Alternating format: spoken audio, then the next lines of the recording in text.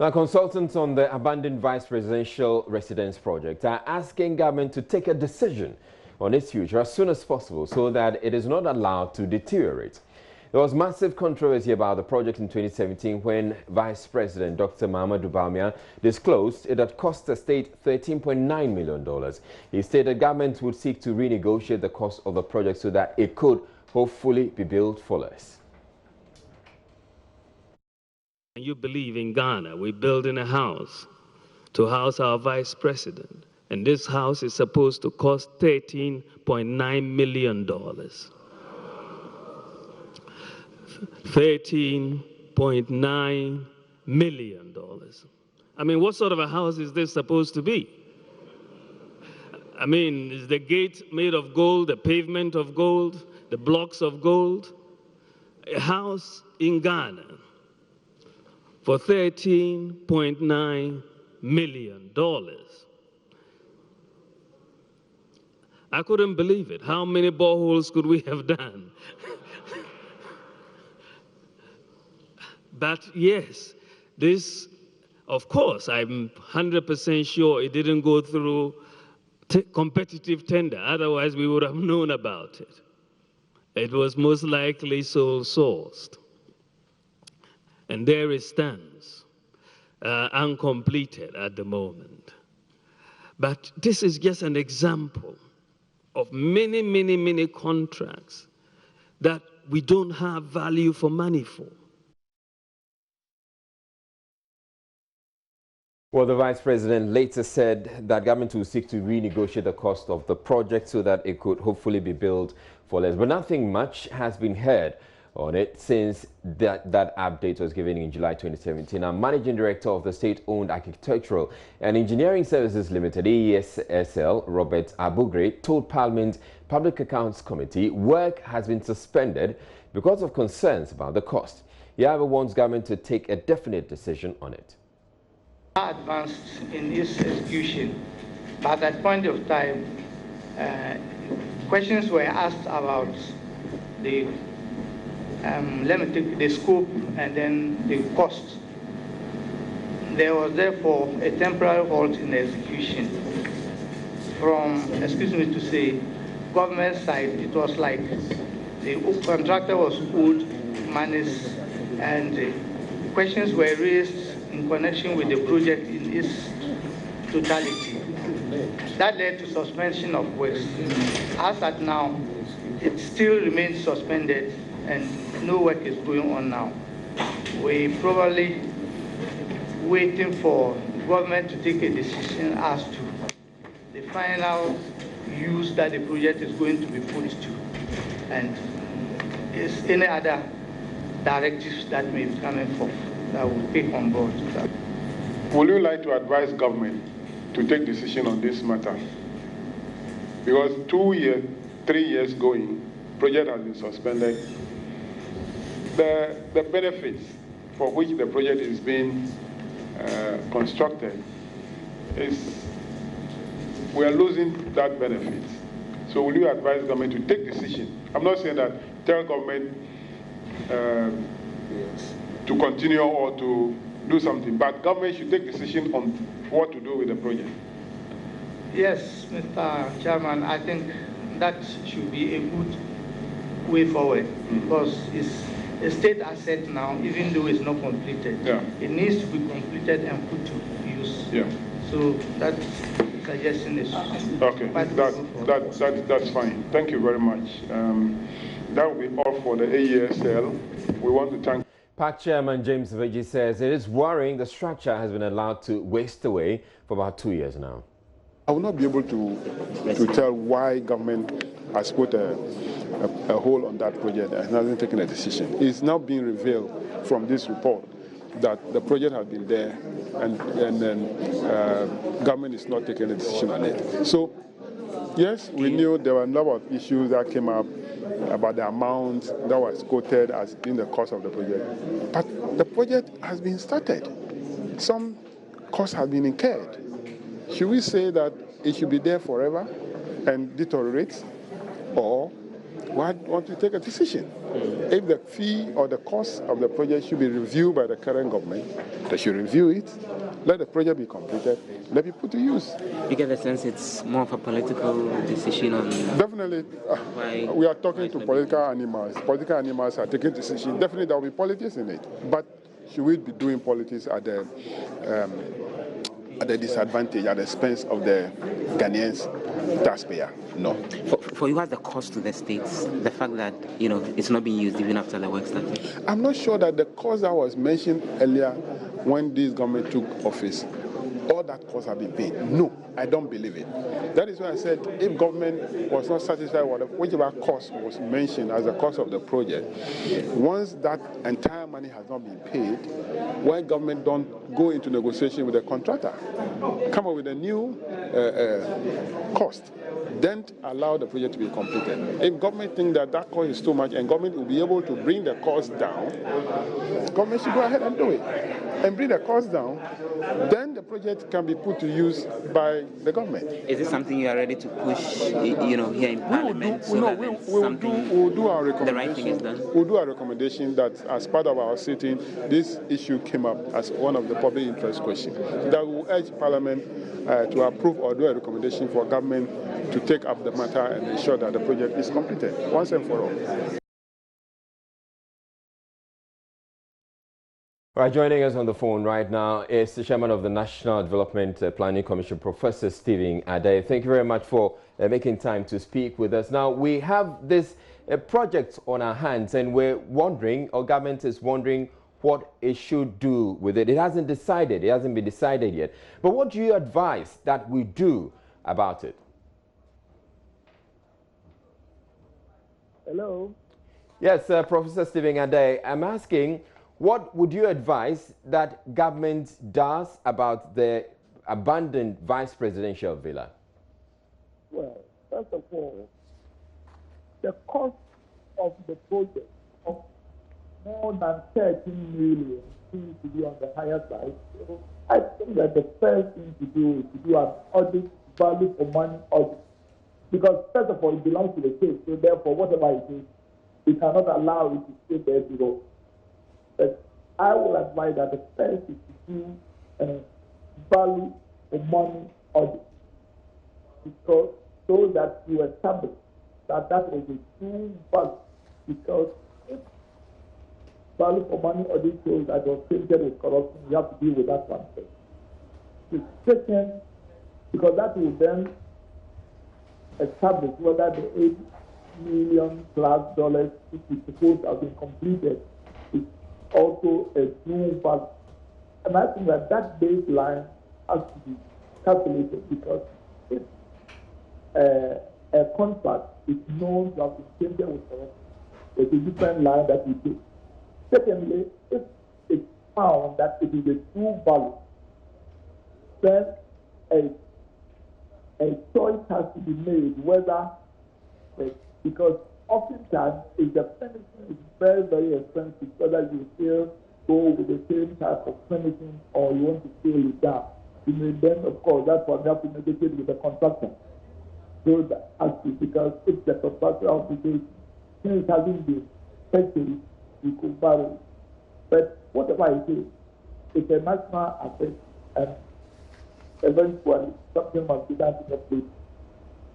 Now, you realize that it's taking 2 years. Government, the vice president indicated at the time that government was looking at renegotiating the cost of the project, but it's taking 2 years, 2 long years, and this is just one of the examples of the many projects that we have happened to have abandoned for one reason or the other. Well, it's not only this one. There are a lot of new projects which have not been done now that they are trying to syndicate some money to do it. I mean, the tendency, unfortunately, is for our government, either for the sake of corruption, start so many projects so that everybody gets their share, without thinking of the ability of doing.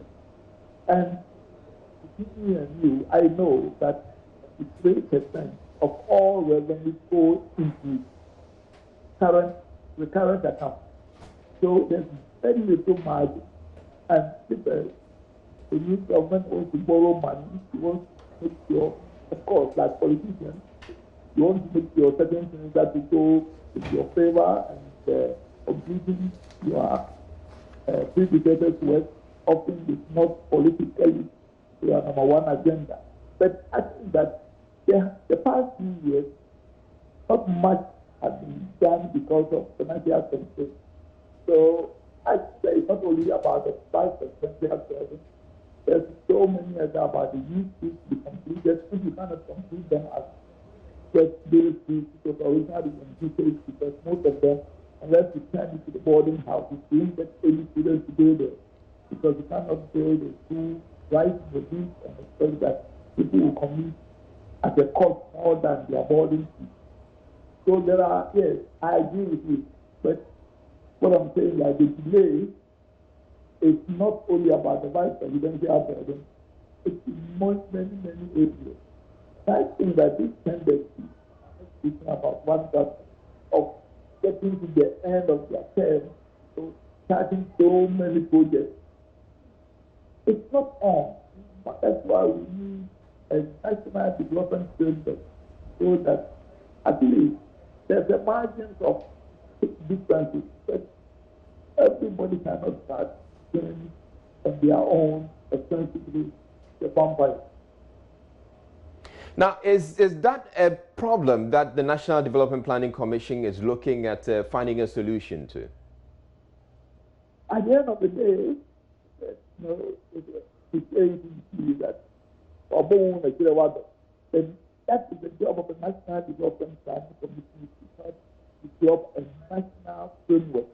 But the Constitution or the law does not actually bind any government to follow it, except that when we have completely done a good plan, if a government does not follow it, the population will censor the government.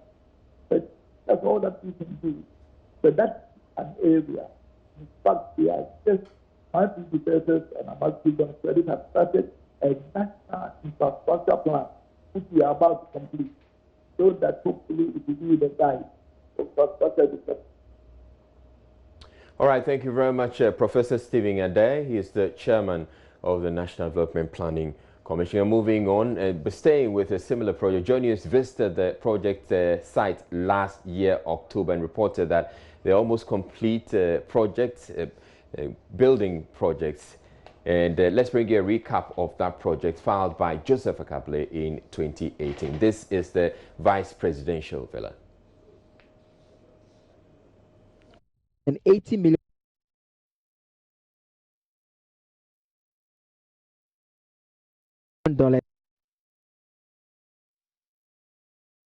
All right, rather, it's actually the Saglemi housing project, affordable housing project. Project pegged at $180 million rests on a 300-acre land off the Accra-Aflao Road. 1,502 housing unit facility comprising 1 to 3 bedroom apartments and townhouses were to be built. They were expected to be sold at subsidized rates for low-income earners to afford. It is to be a complete city with industrial and recreational facilities, schools, shopping malls, and other social amenities. It forms part of Ghana's push to tackle its housing deficit that has for years been pegged at 1.7 million. Very beautiful housing units one can observe when you are using the Accra-Aflao Road. It is the Saglemi housing project. From afar, it looks completed and occupied by people. But a closer interaction with sources within the unit tells Joy News that the project has been abandoned since the change in government. By abandoned, our sources explain to us that there hasn't been any progress in the work. The second fact that may be disappointing to those who may see the beauty of this project is the fact that it is not completed. And that is what our sources tell us. They go a step further to inform us that parts of the various units have actually been taken over by weeds, as movement within it is somewhat difficult, simply because of the fact that the work is not progressing. This unit has been in the news quite recently after the Deputy Minister for Works and Housing, Frida Prempe, raised some concerns about the fact that the project cost remains the same despite a reduction in the number of housing units that are to be provided for. We know for a fact, and from the communication from the Deputy Minister, that just about a little over 400 of the housing units are actually be completed and ready to be commissioned, but a good number. You recall that this particular phase of the project has to do with 1,500 housing units provided in a housing units project that is supposed to provide 5,000 housing units. So in terms of the situation here, we can say that work is not progressing because it's been abandoned, and the second fact being that no one has taken residence at any of the housing units that are completed as we speak to you. Reporting for Joy News from Saglemi, my name is Joseph Akable.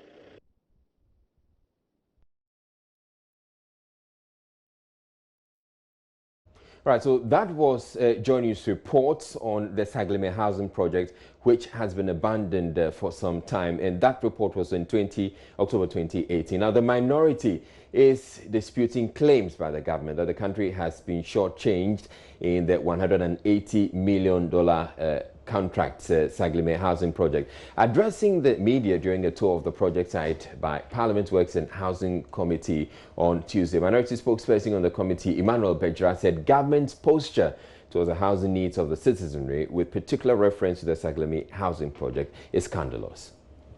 Ladies and gentlemen, the minority of the Select Committee of Works and Housing are grateful to you, ladies and gentlemen, of the press for honoring our invitation to cover this press conference at rather a short notice. We acknowledge your sacrifices in educating and defending the right of citizens to decent housing and exposing wrongdoing in our society. We decided to have this press conference here at Saglemi site for you to have a first-hand information regarding the state of affairs and progress of work to date.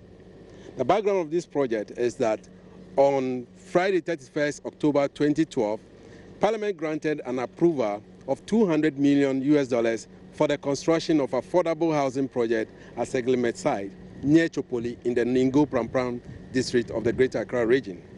The contract was a turnkey project classified under engineering, procurement and construction, EPC, and this gives the contractor the responsibility of designing, procurement and construction. After the completion of the project will be handed over to the Ministry of Water Resources, Works and Housing. The following were the project details. The client, as we all know, the Ministry of Works and Housing. The contractor, Michels OAS Construla Ghana Limited, and the consultant, Rich Management Solution RSM Ghana Limited. The contract was awarded on the 27th February 2014. An initial completion date was supposed to be 31st March 2016. Total housing unit to be delivered is 5,000 units.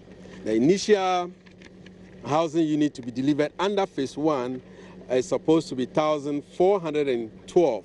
That's 1,412. Progress so far. The Select Committee of Works and Housing visited the site on Thursday, 11th April 2019, in the company of the Minister for Works and Housing, Honorable Samuel Atachia, and his deputy, Honorable Baba Asha Aisi, and observed the following: that the social on-site infrastructure facility, that's electricity distribution board, installed, street lighting completed, open spaces provided, tarred roads, and covered drains. Taking a break here on Joy News Prime, still ahead, government's decision to migrate personnel of security agencies, excluding the army, onto the National Pension Scheme is said to be causing some disquiet in the ranks.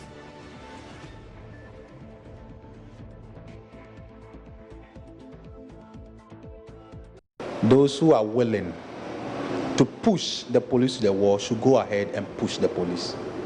Maybe people want to see, for the first time, police officers hitting the streets. It's likely they will see. And survivor of a J. Kojo drowning incident during last Sunday's floods mourns the death of his wife and his son, who cannot be found days after.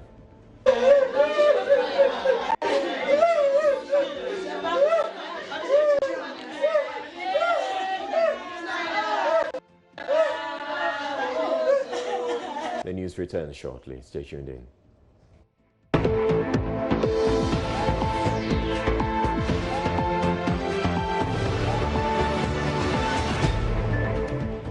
Now, a decision by government to migrate personnel of some of the security agencies from their current exclusive pension scheme onto the national scheme appears to be causing some disquiet. Deputy Employment Minister Bright Reku Brobe at Parliament's Public Accounts Committee sitting on Wednesday indicated government has granted approval for the unification of all pension schemes under Act 766. By this, all security agencies except the military will make contributions to the Senate pension scheme. A police officer who spoke with Joy News on condition of anonymity, however, says his colleagues are unhappy and that though it is against their regulations, some officers are contemplating a public protest against the decision.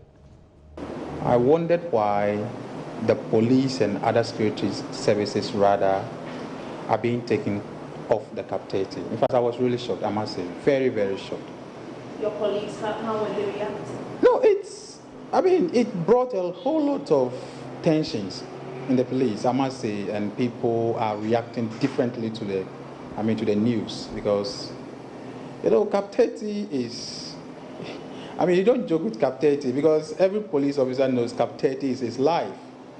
After long years in the police service, and after you've wasted your life and all the fatalities in the police service, and when you retire and you have no strength to work again, that is what people retire and that is what people use for a living after retirement.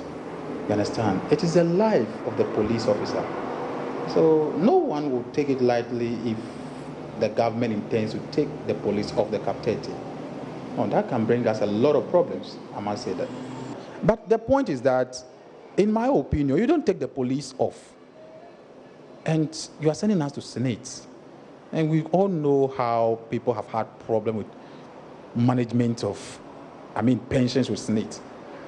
Oh no, the police deserve better. When the story was announced, to what extent is this agitation amongst persons of even the police service, so I can speak for the police service, to what extent are they angry? You see, I think the agitations were so loud to understand that the police administration issued a statement to calm down nerves of personnel. Police administration of all, if they knew that tensions were not so high in the police, they would have issued a statement. You understand? And on various social media platforms, various forums and platform that police officers found themselves, people were voicing out. People were expressing their dissatisfaction as far as this news is concerned. The captivity issue has what it takes to give us serious crisis as a nation. Very serious crisis. For the first time, the police were close to demonstrations. For the first time. And even when the police administration has spoken, people were not satisfied. People were not satisfied. It means that we are nearing a stage gradually. And some of us do not want the country to go to that level. In your final conclusion, you said the Interior Minister has spoken and that your proposal is not done. But what if it happens? If that happens, I will. I'm saying I will because I have seen so many things, and I don't think it's in the interest of the security first, in the security of the nation. But then, those who are willing to push the police to the wall should go ahead and push the police. Maybe people want to see, for the first time, police officers hitting the streets. Maybe that's what people want to see. And so if people want to see it, likely they will see. Yes, so that one is up to them. So joining us right now, joining the conversation is Adam Bona, is a security analyst. Thank you very much for making time to speak with us. And indeed, you're doing this for us at short notice. We do apologize for the short notice. But how seriously should we take these agitations that we're learning of as brewing within the police service?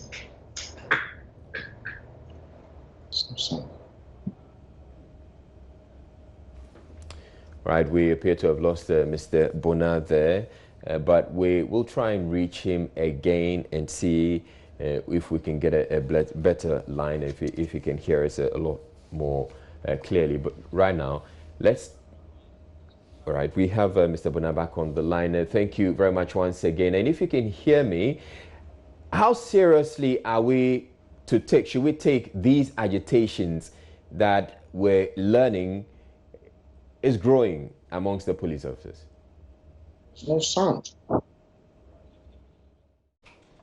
Welcome back to Joy News Prime. We're going back to our earlier story, which has to do with the decision by government to migrate personnel of some of the security agencies from the current exclusive pension scheme onto, which is known as the CAP 30, onto the national pension scheme, which appears to be generating some disquiet. We have a security analyst, Adam Bona, joining us again via Skype. Thank you very much once again, Mr. Bona. So I was asking, we're hearing the police say that this police officer we spoke with say that there is some disquiet and they may hit the streets to protest what is going on. I'm asking, how seriously are we to take these, vibes we're picking from the police? Well, thank you very much, and good evening to your viewers. I think the police don't have to probably hit the streets to demonstrate. The Honorable Interior Minister, I think, made a statement today to say the current regime is not migrating police officers and other security agencies to SNITs, taking them away from CAP 30. But the truth is that if they are going to be migrated, then you heard from some of the security officers. I've spoken to quite a number of them who called me to register their protest, and you could hear in their voices how bitter they were. They felt being let down by the current dispensation. They felt that they are being taken advantage of. They felt, disrespected. And when, officers who have been trained to use firearms begin to talk this way, then everyone would have to begin to pay attention. I see no reason why probably someone even came up with the idea of migrating them. If something has to be done, probably there should rather be an improvement on their CAP 30, which some of them even feel that is inadequate. And so for me, this is what I can say is right.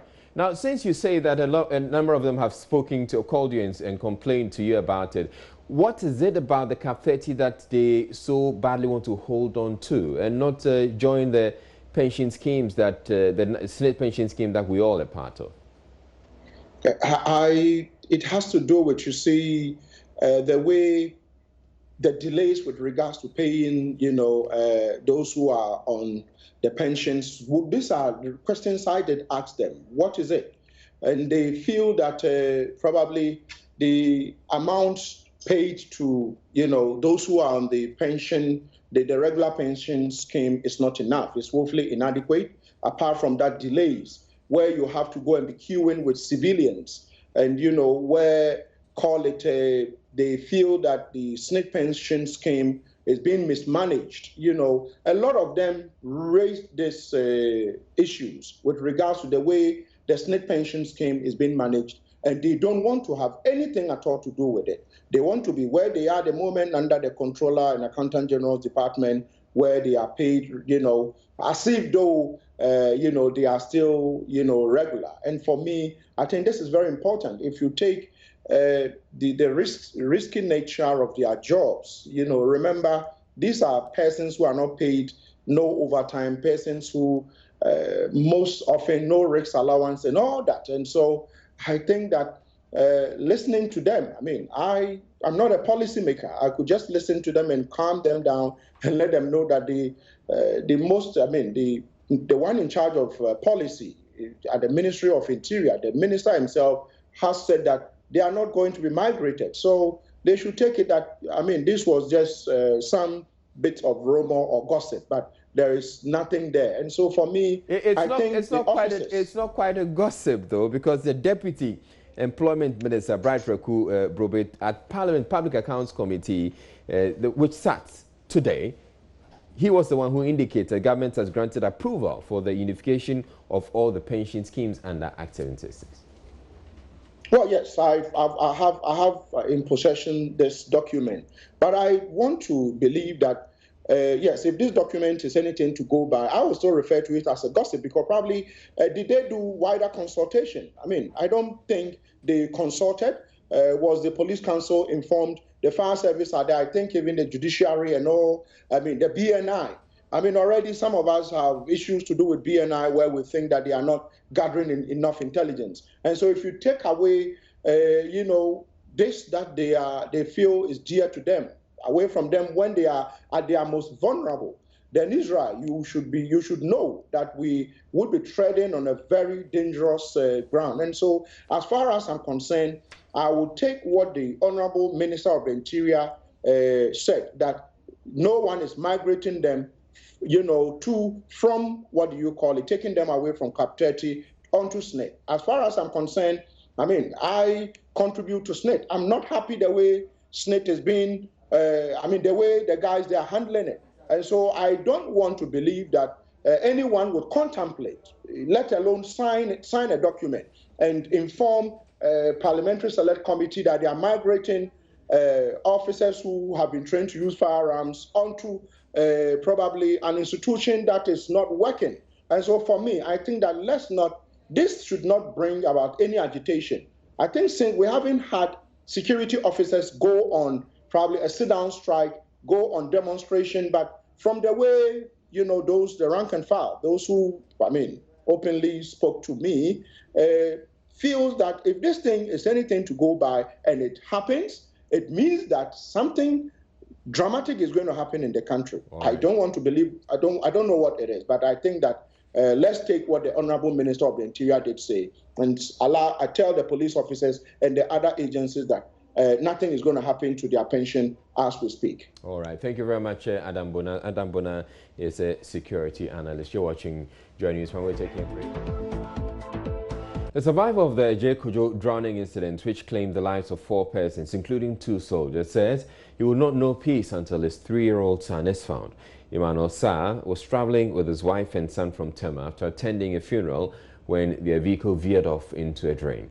His wife was one of 4 passengers who died and whose bodies have been retrieved. And Emmanuel is completely shattered. My colleague Maxwell Agwagwa visited him and has come through with this report.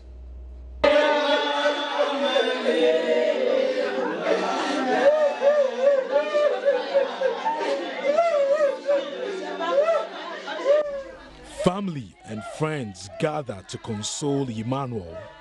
The hymns, meant to console him, rather made him emotional. It was at this point that he could not hold back his emotions.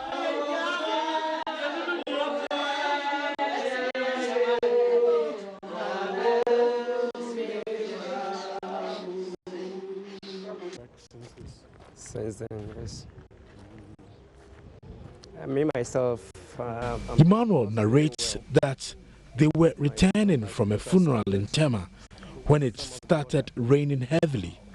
Unfortunately, the vehicle they were traveling in hit a pothole, forcing the car to veer off the road into a drain.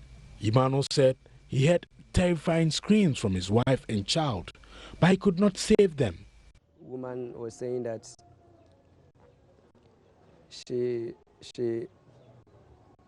got hold of him, wanted to, draw him, but because of the speed, he couldn't. So there was a split. It splitted. No, I didn't see my wife again. We heard a cry at the edge, so we went there to help, but unfortunately, we couldn't find where the cry was coming from. But we tried our best. But we were tired because we just came out of the water traumatized. So there was nothing we could do because it was difficult then going into the water and help someone. And my son. The technician said his 3-year-old child was his only source of inspiration. Emmanuel added that His wife's body has been found at Sakumono, but to date, his son is yet to be located. My son is my everything. My son, he is the only child I have. He's the only child I have, and he is a glitter of inspiration. He is my happiness. He's everything to me. I mean, I can't. It's too much. It's too much to bear this. This is the spot where the incident happened here on the Tema motorway. Some portions of it have been cordoned off.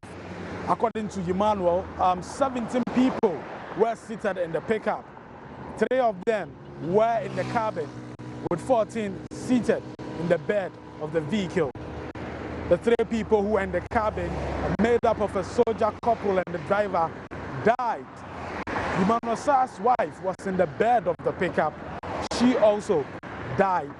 According to Emmanuel, 2 children are still missing.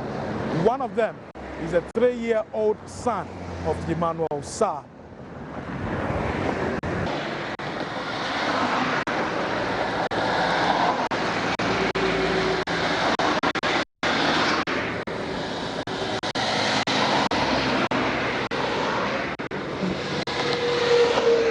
On the motorway, I visited the spot where the incident happened. I observed the uneven patch of the road, which made some vehicles sadly lose control when they get there.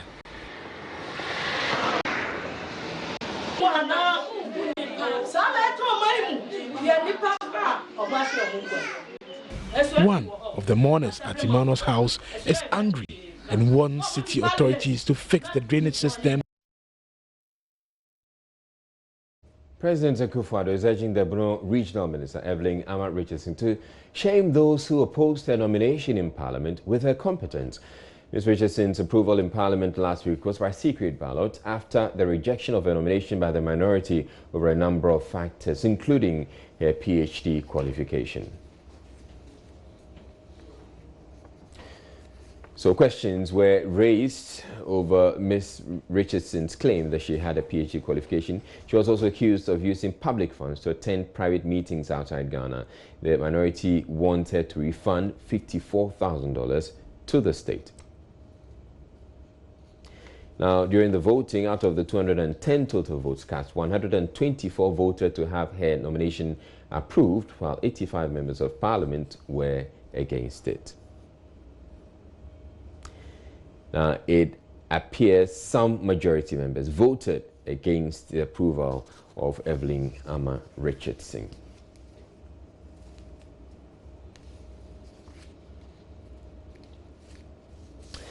So now, out of the 210 total votes cast, as we indicate, 124 voted to have her nomination approved, while 85 MPs were against it. And President Akufo-Addo has then sworn her into office together with the Oti Regional Minister Kwesi Owusu-Yeboah. Confident that you have the qualities that are required to be this pioneer minister for the Oti region. And I know you well. You and I, we've been together in this political struggle and professional struggles for a long time. So I know exactly who I am choosing for this job. And I'm extremely confident that you will be able to discharge your duties creditably for the benefit of the people of Oti region and for the Ghanaian people in general.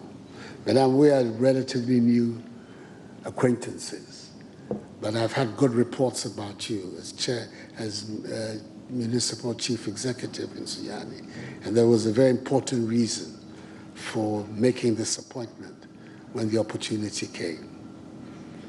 You have to put behind you the controversy in Parliament. Part of it is the work, that is how Parliament is. But you had a strong vote of approval. Stand on that and work to shame those who oppose your appointment. And then by your work too, those who supported your appointment will know that they did not support you in vain, and that that their confidence in you will be fully vindicated. We are on you're entering our government more than halfway through its lifetime. But nevertheless, you're beginning something new. The old Brong Ahafo is no more.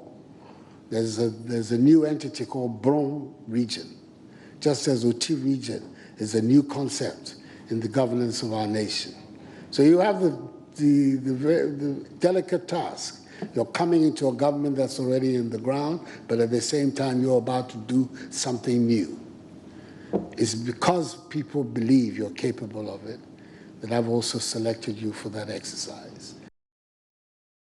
So what is the case against the Bono Regional Minister Evelyn Ama Richardson? Joining us is parliamentary correspondent Joseph Opoku has joined me in the studio with more on that. Thank you very much, Joseph. What were the key issues against the Bono Regional Minister? So 5 of them. First of all, the minority claims she committed perjury when she appeared before the committee. They claim that she had indicated to members of the committee that she had declared her assets already when she appeared before the committee. And then when they asked her to go bring evidence that she had actually done that, the receipt and some document from BNI that she brought was dated moments after she appeared before the committee. So they claim on that score she committed perjury. That's the first thing that they're raising against her. The second issue they're raising against her is that she again committed perjury when she made reference to issues having to do with some lands in the Sunyani area, which was actually used for the construction of an abattoir. You know, she's currently the MC for Sunyani. The minority claims when she appeared before the committee, she said the land had actually they had been given to the chiefs, but they found out that these were government land and that this actually land that's vested in the state. And again, on that score, they claim she committed perjury. The other issue against her is that she had traveled out of the country without express permission from the chief of staff. She had actually gone on a trip to Canada, and according to the minority, she had written for permission from the chief of staff. The chief of staff declined the request, and she went ahead. She had an explanation for that, and her explanation is that when she wrote requesting for approval, the feedback hadn't come. She was running out of time because the time to meet the investors was approaching. She communicated with the Minister for Local Government and Rural Development, who gave her the green light, and then she left. And eventually, when the feedback from the Chief of Staff's office was that her request was being declined, she cut short the trip and came back. That's the explanation she gave. But the minority insists she disobeyed the Chief of Staff. Again, the minority is claiming that for that particular trip, it was actually a private trip having to do with her activities with the Rotary Club, to the extent that the Auditor General had asked that she refunds the monies in connection with that to the tune of $54,000. But she insists that it was an official trip. She met investors. She says that the query asking her to refund the amount is actually a management letter, and that the full investigation by the Office of the Auditor General were not done for a conclusive investigation into the matter. Now, were these matters that you've raised, were they resolved by Parliament before her approval? Just finally, on the final issue, they said she's holding herself out as a PhD holder when she doesn't have a qualified one. She says she got it from an institution in the Dominican Republic, you know, and that it had been sent for validation, so she's waiting for the feedback. Well, at the level of the appointment committee, she brought documents to insist on her innocence. The minority said they were not convinced. They voted against her. The majority used their numbers to approve her. The same happened on the floor of Parliament. The minority insisted on a secret vote. We saw a situation where the majority again using their numbers to outnumber the minority. So it wasn't fully resolved, but the majority used their numbers to push it. Talking about the votes, we're learning from the numbers that we're getting from the vote, the secret vote.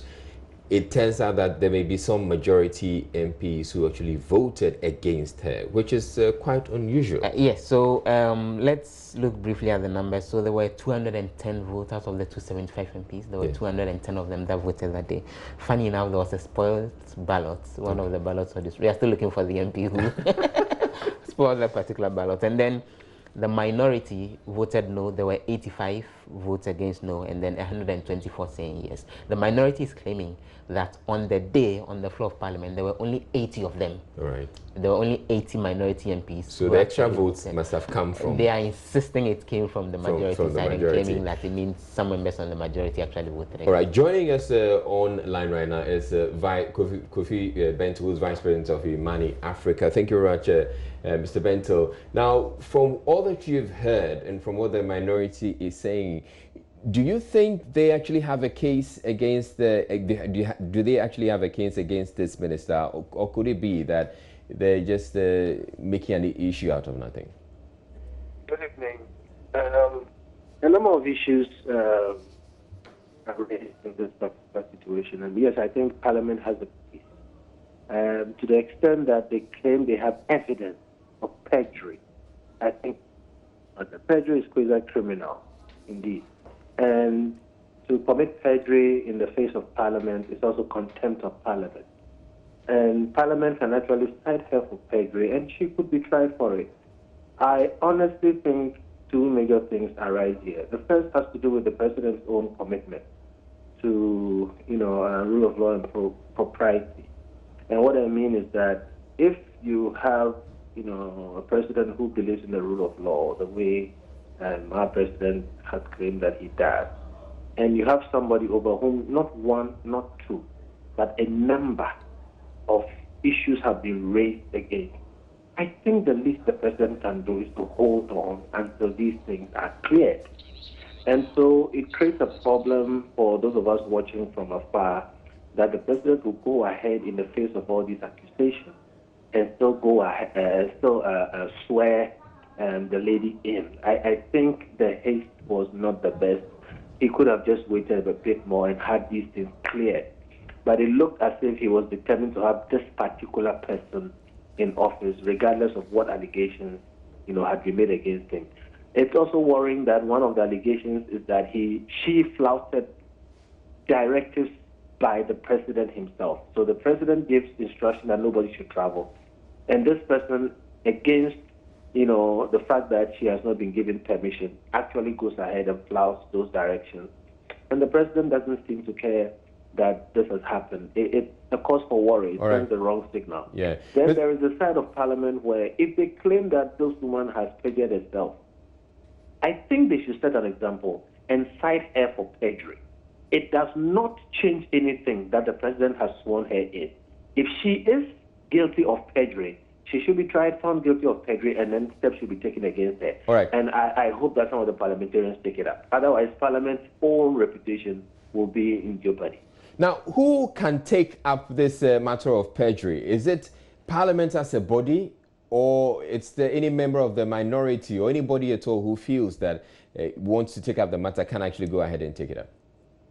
It is Parliament's responsibility, but I think members of the committee or the session in which she gave evidence which has been proven to be false or is suspected to be false. So whoever is a member of the committee or the committee itself should actually put the evidence together and make a recommendation that she be cited for perjury, okay, and adduce that evidence to that effect and cause that to come, to trial. Because, you see, it's about the whole institution. If the appointment committee work or this whole process, okay, of Parliament vetting people is made nonsense of, indeed, it does not work well for our democracy. And if people can go there and say anything, even when they can be proven to have told lies, then that totally undermines that whole process. Now, if people do that and there is no consequence for it, then really it's a waste of everybody's time. And if the president can see all of these and still go ahead and swear somebody, then honestly the whole country has been taken for a ride. Why do we go through all these things if it doesn't matter at all? So I think Parliament itself should take some stand on this. Otherwise, there's no point in them wasting our time going through this whole process if nothing at all will mean anything. All right, thank you very much, Kofi Bentil. Kofi Bentil is Vice President of Imani Africa. And moving on, lawyers for the Electoral Commission have been handed up until May 17 to justify why the commissioners should not be sanctioned for failure to ensure that the modalities governing how Ghanaians abroad participate in national elections are approved by Parliament. Justice Anthony Yeboah, who was presiding over an Accra High Court in December 2017, gave the EC 12 months to secure approval for a constitutional instrument spelling out how voting is conducted. The Commission is currently engaging various stakeholders as it attempts to prepare the CI, but the individuals who secured this decision want the commissioners convicted for contempt and sanctions imposed. There's more in the following report. 5 Ghanaians resident abroad dragged the EC to court, asking that the commission be compelled to implement the law passed in 2006. They allege the EC had discriminated against them in failing to allow them participate in all national elections since Parliament passed the law. Justice Anthony Yeboah granted this request when he ordered that the EC ensures that relevant regulations spelling out the process in place within 12 months. The individuals who took the matter to court remained optimistic.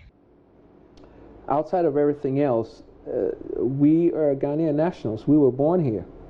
And as per the Constitution that we all live by, if you were born here, then you have a right, as per the 1992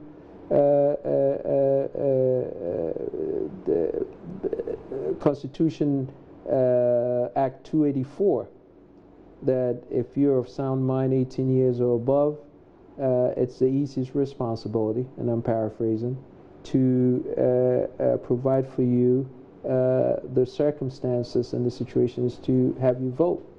More than 12 months on, the Commission is yet to ensure that the regulations are in place. It is currently engaging in a series of consultations as it prepares to push for approval. But the plaintiffs want the court to convict and sanction the EC chairperson and fellow commissioners for failure to obey the court's order. The EC's lawyers, however, raised an objection that the commissioners could not be held personally liable. Justice Ellen Amwa, in her ruling on Wednesday, said the commissioners ought to justify why they should not be sanctioned for failure to obey the court's order. They have been handed up until May 17 to justify why sanctions should not be imposed on them. And that's it for the bulletin. My name is Israel. You have a good night.